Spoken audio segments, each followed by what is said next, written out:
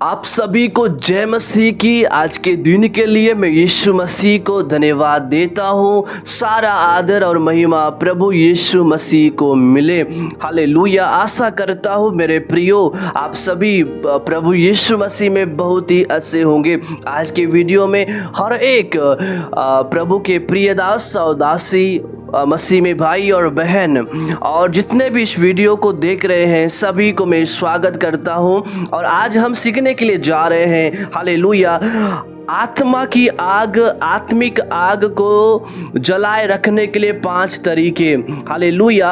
यदि आज आप आत्मिक में कमज़ोर महसूस कर रहे हैं, अपने आप को निर्बल महसूस कर रहे हैं, बाइबल पढ़ने का मन नहीं लग रहा है, प्रार्थना करने का मन नहीं लग रहा है, आराधना करने का मन नहीं लग रहा है, प्रभु की उपस्थिति में बैठने का मन नहीं लग रहा है, तो आज का वीडियो, आज का संदेश आप सभी के लिए है।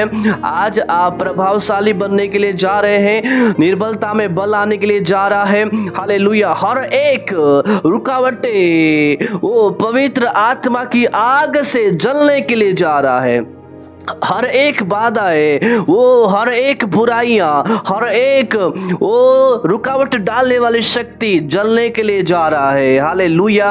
यीशु नासरी की जय। मेरे प्रियो, इस वीडियो में आप सभी बने रहिएगा और हम आज अद्भुत और ईश्वर की बातों को सीखने के लिए जा रहे हैं। Hallelujah, hallelujah. मेरे प्रियो, पहला यह है आत्मा की आग को जलाए रखने के लिए पहली बात यह है, उन लोगों से तुरंत अलग हो जाओ जो मसीहित में बार बार आपको ठोकर खिलाने का प्रयास कर रहे हैं, बार बार आपको गिराने का प्रयास कर रहे हैं। हालेलुया। आपके विश्वास के विरोध में झूठी झूठी बात बोलकर आपको गिराने का, आपको दबाने का प्रयास कर रहे हैं, उन लोगों से तुरंत अलग हो जाओ। क्यों? क्योंकि आपके जीवन में बार बार बदनामी आएगा, बार बार अपमान आएगा, बार बार आप गिर जाओगे, बार बार निराशा आएगा, बार बार आप टूट जाओगे। तो कब आप परमेश्वर के राज्य के लिए तैयार होंगे? क्योंकि ठोकर खिलाने के द्वारा, बदनामी करने के द्वारा आपके जीवन में निराशा है, आपके जीवन में दुख है, आपके जीवन में तकलीफें हैं, आपके जीवन में बोझ और चिंता है, तो कब आप आग के समान आप परमेश्वर की सेवा करोगे? पहला थिस्सलुनीकियों की पत्री 5:19 में लिखा है, आत्मा को न बुझाओ। वो पवित्र आत्मा की आग आपके जीवन में है, उसको मत बुझाओ। आज बहुत सारे लोग ठोकर खिलाने के द्वारा, बदनामी करने के द्वारा प्रभु की सेवकाई को छोड़ दिए हैं। कई बार वे प्रभु से दूर हो गए हैं, भटक गए हैं, अविश्वास में उनका जीवन है।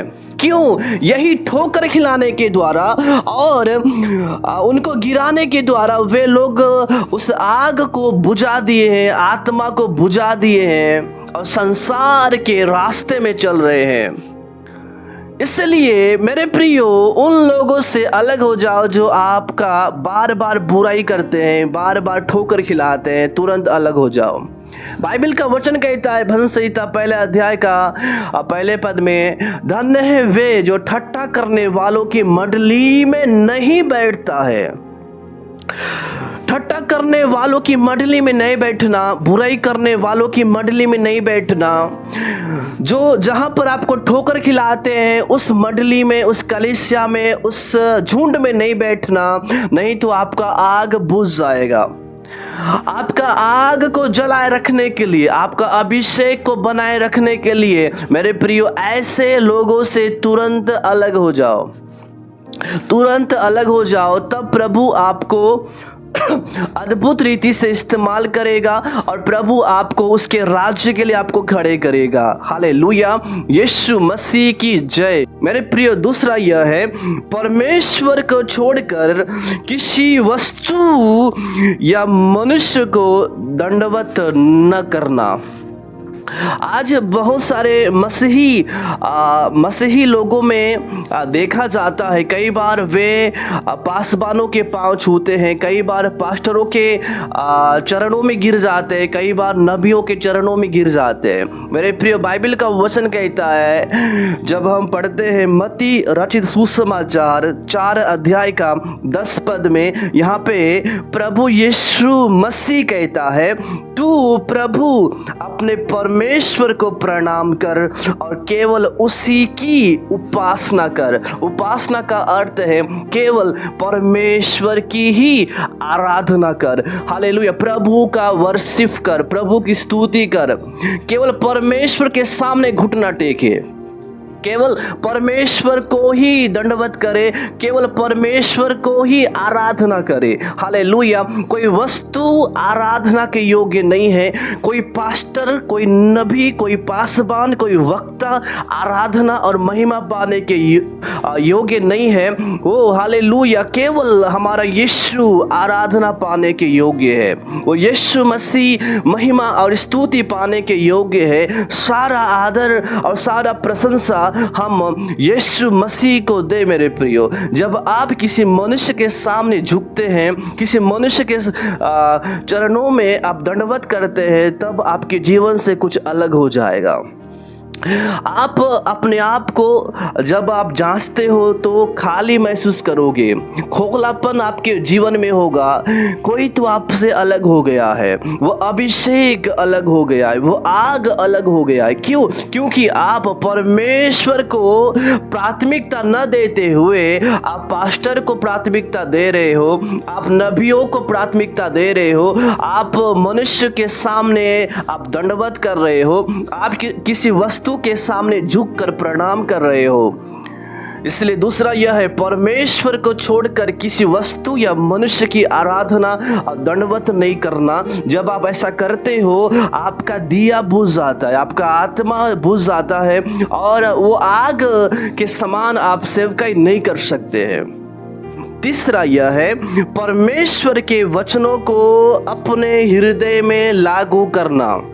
यस, आप सभी बाइबल पढ़ते हैं, आप सभी परमेश्वर के वचनों को सुनते हैं, लेकिन कई बार बहुत सारे लोग इस कान से सुनकर इस कान से निकाल देते हैं। कई बार बाइबल पढ़ते तो है लेकिन भूल जाते हैं। लेकिन प्रभु का वचन कहता है कुलुस्सियों की पत्री 3:16 में, मसीह के वचन को अपने हृदय में अधिकाई से बसने दो। हालेलुया। मेरे प्रियो, केवल सुनना ही काफ़ी नहीं है, केवल पढ़ना ही काफ़ी नहीं है, बल्कि मसीह के वचनों को अपने हृदय में अधिकाई से बसने दो। हालेलुया।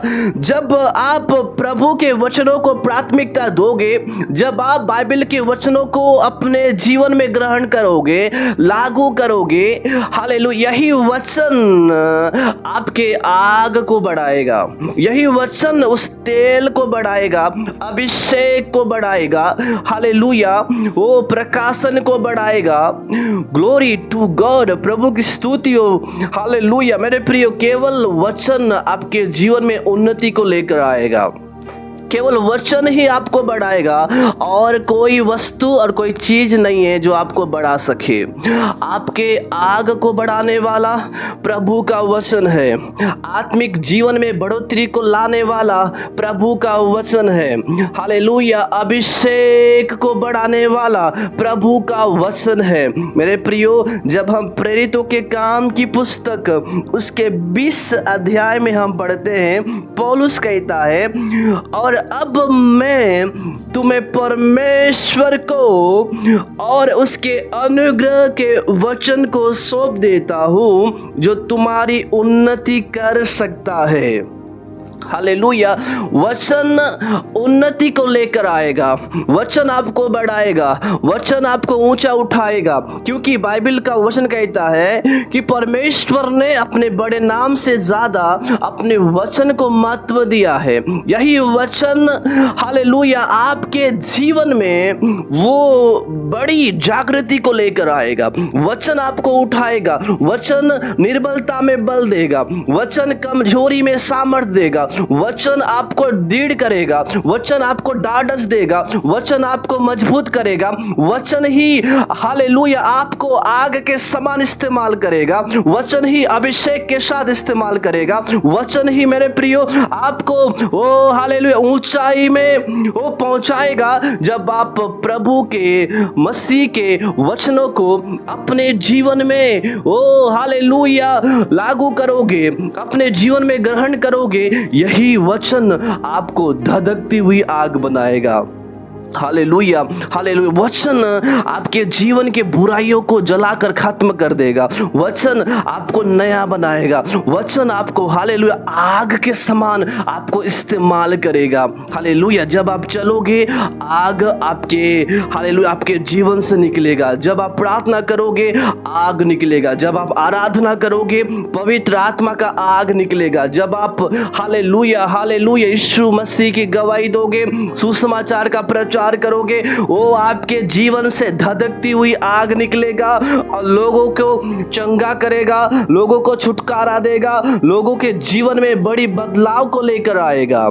Hallelujah hallelujah. मेरे प्रियो, चौथा यह है परमेश्वर से लगातार प्रार्थना करो।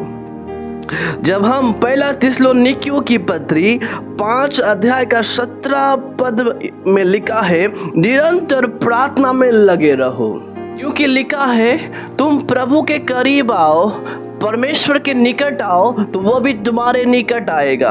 Hallelujah hallelujah. यीशु मसीह की जय। मेरे प्रियो, हम जानते हैं जब आपका देह ठंड के मारे कंपित होता है तो आप आग के पास बैठते हैं और एक गर्माहट आता है। हालेलुया। एक ताजगी आता है, एक गर्मी आता है। वैसे ही हमारा परमेश्वर वो धधकती हुई आग है।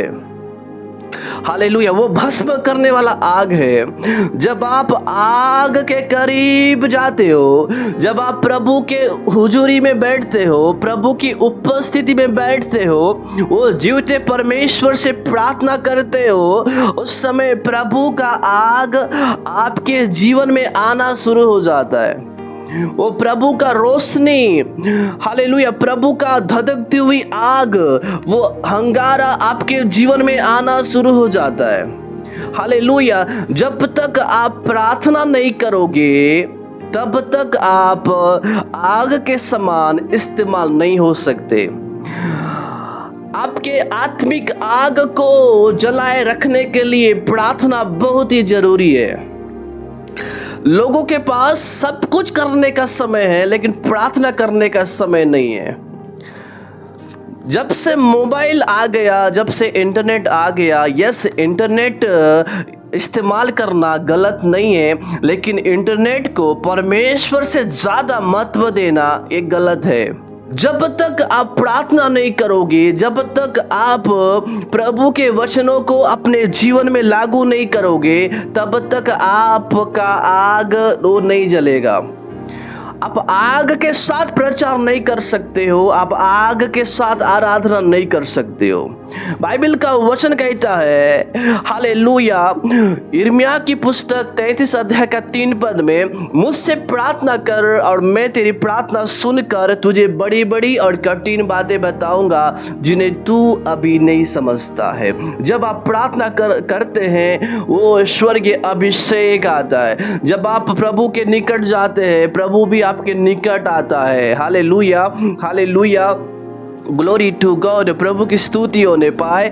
जब आप प्रभु के हुजूरी में बैठते हो, ओ प्रभु का सामर्थ आपके जीवन में आता है।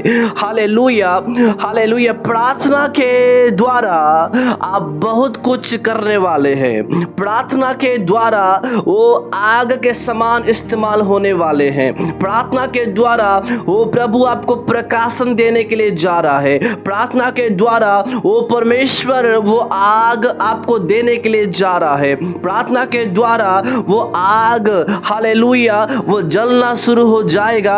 आपके प्रार्थना के द्वारा, वो प्रभु के निकट में जाने के द्वारा, वो मेरे प्रियो आपका आग जलने लगेगा। प्रार्थना नहीं करने के कारण आज लोग आत्मा में और उसके आग में, उसके अभिषेक में वो नहीं भरे हैं। क्योंकि उनका जीवन प्रार्थना का जीवन नहीं है, उनका जीवन वचन का जीवन नहीं है, उनका जीवन परमेश्वर के उपस्थिति में चलने का जीवन नहीं है। इसलिए आज बहुत सारे जवान ठंडे पड़ चुके हैं, बहुत सारे जवान कमजोर हो गए हैं, बहुत सारे जवान निर्बल हो गए हैं। मेरे प्रियो, प्रभु के निकटता में वो सामर्थ की भरपूरी है, वो आनंद की भरपूरी है। इसलिए चाहिए कि हर एक लोगों को प्रार्थना करना बहुत ही जरूरी है। मेरे प्रियो, पांचवा और अंतिम यह है, परमेश्वर की आराधना और स्तुति करें।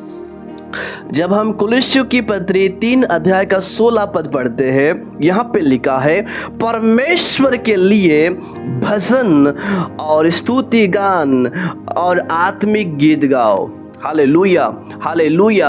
जब आप परमेश्वर की आराधना करते हैं, उसके नाम को ऊंचा उठाते हैं, गीतों को गाकर, कौन सा गीत? फिल्म का गीत नहीं, सांसारिक गीत नहीं, वो आत्मिक गीत, वो प्रभु के महिमा के लिए, वो उसकी स्तुति के लिए जब आप गीत को उठाते हैं, वो प्रभु की आराधना करते हैं, आप एक स्वर्गीय माहौल में आप आ जाते हैं। ओ हालेलुया, एक अभिषेक आपके जीवन में आता है, एक सामर्थ आपके जीवन में आता है। Hallelujah, hallelujah. एक आग आपके जीवन में आता है। वो आराधना करने के द्वारा जब आप प्रभु के नाम को ऊंचा उठाते हैं, प्रभु को धन्यवाद देते हैं, वो प्रभु की महिमा करते हैं, उसके नाम को धन्य कहते हैं, ओ यहोवा भला है, उसकी करुणा सदा की है। जब आप उस खुदा के लिए आराधना करते हैं, ओ मेरे प्रियो, वो स्वर्गीय अभिषेक, स्वर्गीय आग आपके जीवन में आता है। Hallelujah, hallelujah. बोलो यीशु मसीह की जय। यदि आज आप मनुष्य को दिखाने के लिए, मनुष्य को प्रसन्न करने के लिए खुदा की आराधना कर रहे हैं, तो स्वर्गीय आग आपके जीवन में नहीं आएगा। स्वर्गीय आग, स्वर्गीय अभिषेक आपके जीवन में नहीं आएगा। लेकिन जब आप परमेश्वर को खुश करने के लिए आराधना करते हैं, हालेलुया, प्रभु को महिमा देते हैं, प्रभु की स्तुति करते हैं, तब स्वर्ग खुल जाता है और स्वर्ग से आग आपके जीवन में आता है। आपका हालेलुया जो अंदर तेल है वो बढ़ने लगता है, अभिषेक बढ़ने लगता है, आग बढ़ने लगता है। Hallelujah, hallelujah. मेरे प्रियो, इब्रानियों की पत्री 1 अध्याय का 7 पद में लिखा है, परमेश्वर अपने दूतों को पवन और अपने सेवकों को धधकती आग बनाता है। प्रभु अपने दास और दासियों को, प्रभु अपने बेटा और बेटियों को कौन सा आग बना रहा है? ओ हालेलुया, प्रभु धधकती हुई आग बना रहा है। ये धधकती हुई आग हमारे जीवन में कब जलेगा? ये धधकती हुई आग हमारे जीवन में कब आएगा? जब आप बुरे संगति को छोड़ेंगे, ठट्टा करने वाले लोगों से दूर होंगे, तब धधकती हुई आग आपके जीवन में आएगा। जब आप परमेश्वर का दंडवत करोगे, प्रभु को, हालेलुया, प्रभु को अपना आधार मानोगे, उस समय धधकती हुई आग आपके जीवन में आएगा। हालेलुया। जब आप परमेश्वर के जीवित वचनों को अपने जीवन में ग्रहण करोगे, तब धधकती हुई आग, हालेलुया, आपके जीवन में बढ़ने लगता है। जब आप प्रार्थना करते हो, परमेश्वर के पास समय बिताते हो, उस समय धधकती हुई आग आपके जीवन में बढ़ने लगता है। और पांचवा यह था, आराधना करने के द्वारा वो आग आपके जीवन में बढ़ने लगता है। हालेलुया। मेरे प्रियो, ये 5 बातें आपको ऊंचाई में ले चलेगा। यदि आज आप प्रभु की सेवा करना चाहते हैं, उसके राज्य के लिए काम करना चाहते हैं, यही 5 बातें आपको ऊंचाई में ले चलेगा। Hallelujah, hallelujah. यीशु मसीह की जय। इन सभी वचनों के द्वारा प्रभु यीशु मसीह आप सभी को बहुत बहुत आशीष दे। आमीन।